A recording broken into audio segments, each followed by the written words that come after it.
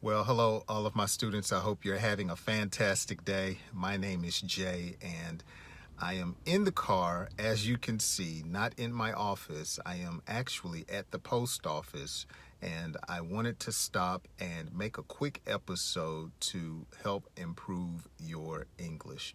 Today, I want to talk to you about sounding more natural when you are speaking American English. And we'll do that by exploring just a few common American phrases or idioms.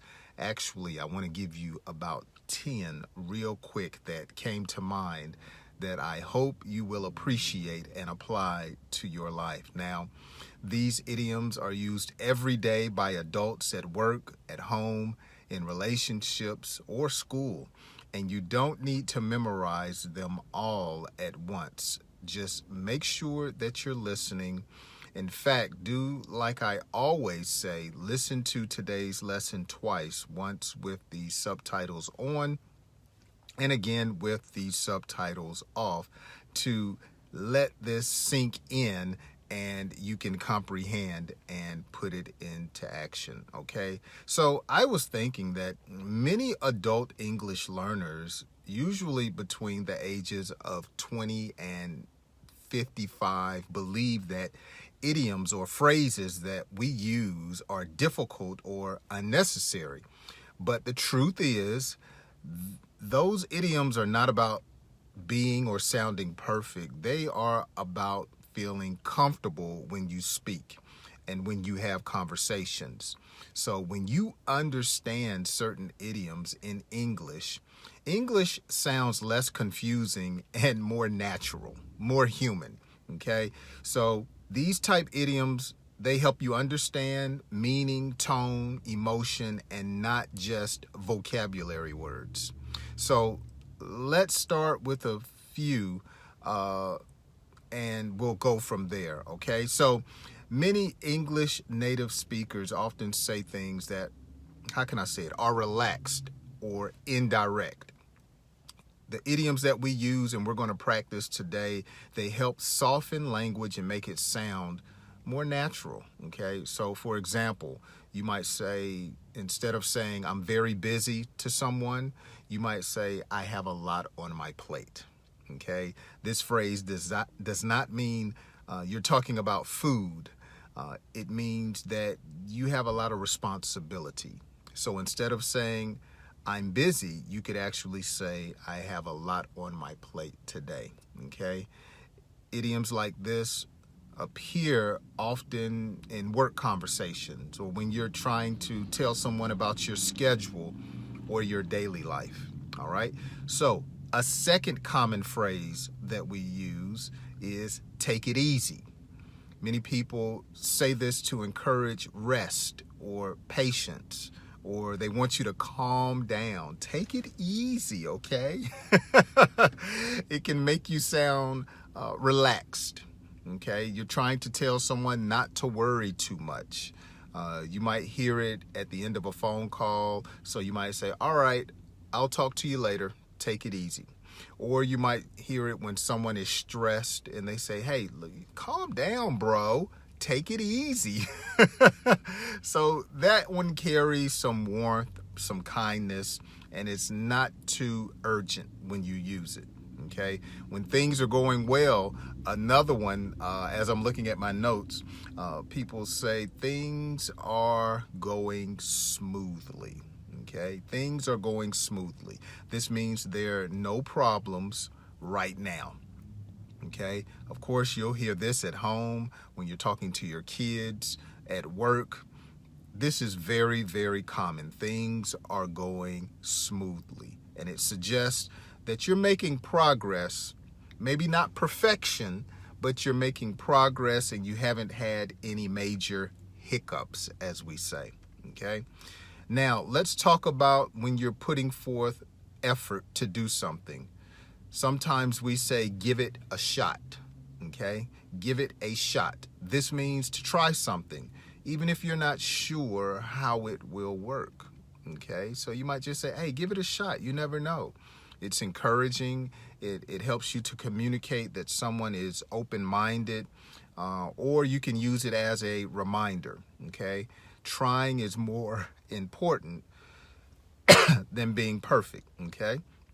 Another one that we often use in English is learn the hard way. That's one of my favorite ones. All right, this means to learn from mistakes, okay? It often connects to personal growth, especially when you're talking about an adolescent or a teenager. If you're going to listen to me, listen and do it. I don't want you to learn the hard way, you might say, okay? You don't want them to make mistakes and then learn. Just take my wisdom and apply it. Adults, understand that mistakes happen and it teaches important lessons, okay? So this phrase is common when talking about work, money, relationships, or as I just said, raising kids, okay? Sometimes life feels overwhelming. When adults feel tired or stressed, they may say, I'm worn out, okay? So this is another one. We're halfway through my list. I'm worn out. And this means you're very tired, physically or mentally. And it's a natural way to describe exhaustion, okay? Without complaining too much. Man, I'm worn out. I don't feel like studying today. Let me just watch one of Jay's video. I am worn out, okay? Now, let's talk about decision making. Oftentimes when speaking English, we say, think it over, okay? Now, I know I'm talking fast, so you're going to have to make sure you go back and listen to this twice, okay? Maybe even 3 times. So my next one is think it over. And this means to take time to ponder or think before you make a decision. And this shows maturity, patience, and that you have caution, okay? So in English, slowing down decisions is often very respected, especially at work or when you're having serious conversations.